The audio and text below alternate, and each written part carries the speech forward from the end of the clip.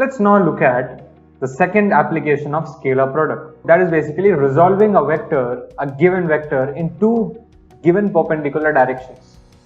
So what if I give you a vector, for example, something like this, a bar, and I ask you to, split it along this direction and a direction perpendicular to it, right?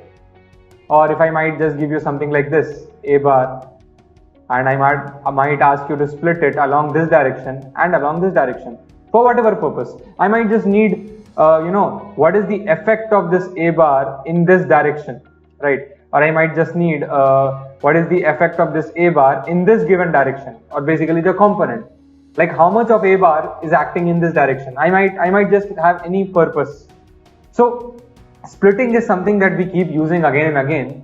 But what is the right formula to basically, carry out the splitting? This is basically called resolving a vector in two given perpendicular directions. So your directions are given. Your direction is a bar and perpendicular to a bar.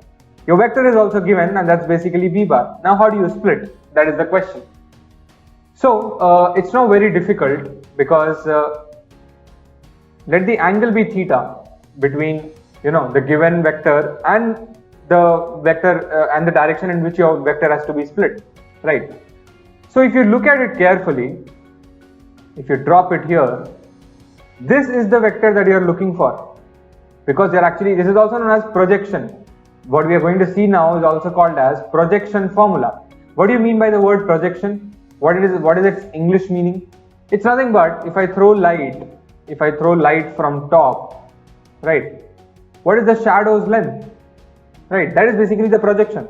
And I just don't need the length, I also need the direction, because I need this vector. This vector has some length, but it also has some direction, and I need both. To get a vector, I need its magnitude and I also need its direction. Let this vector be P, or the projection vector. So P bar is nothing but, what is the length of P bar?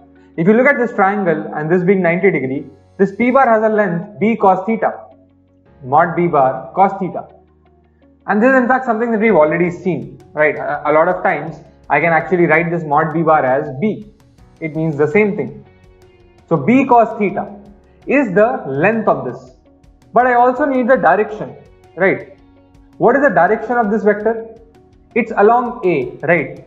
So the direction is along A.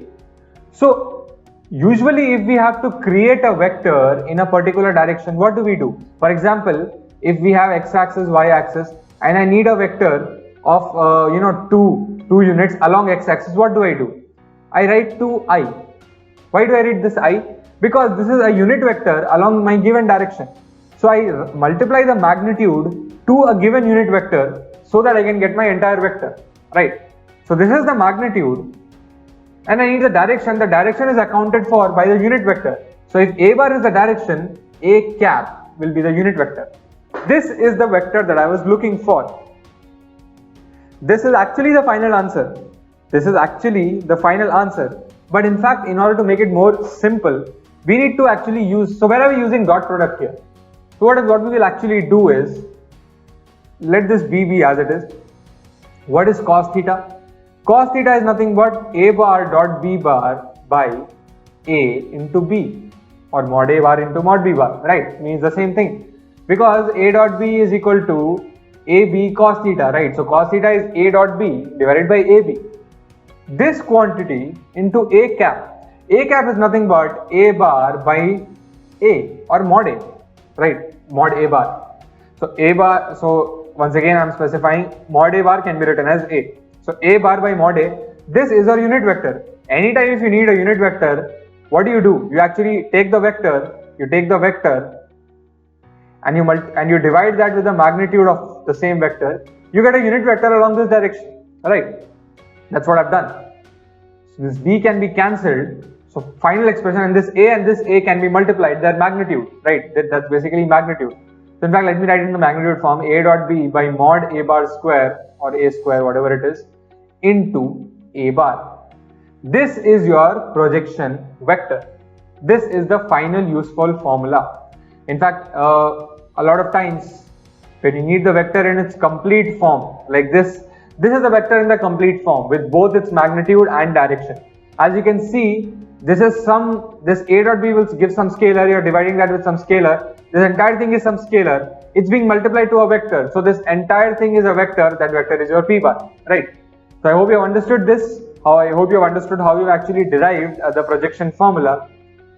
What if you need this vector? So if I split this, this is, if I have the shadow from this side, for example, if I project light on this from this side, then the shadow will be this.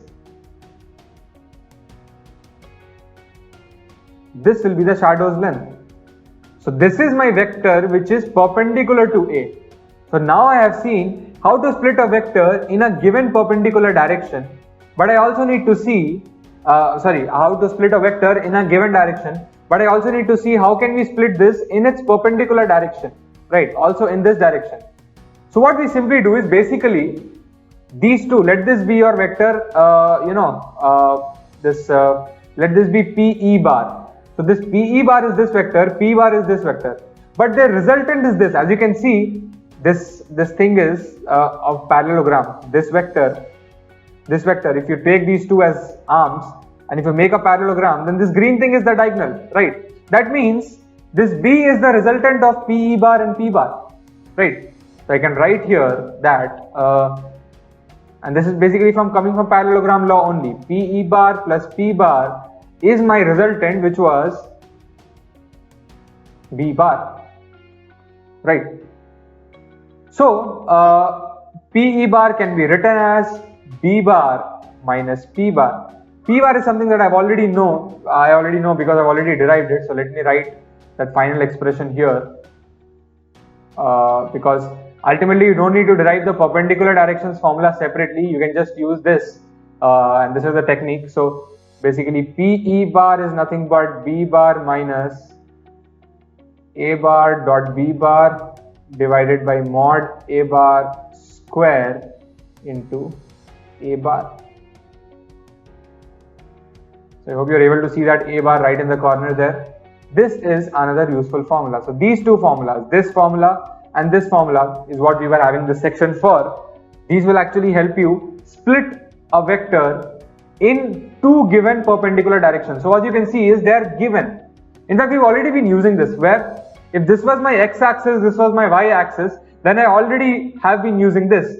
I've been writing B as bxi plus byj, where I know how to find the x component, I know how to find the y component. If I know the angle, this is b cos theta I and this is b sin theta j. We've already been doing this.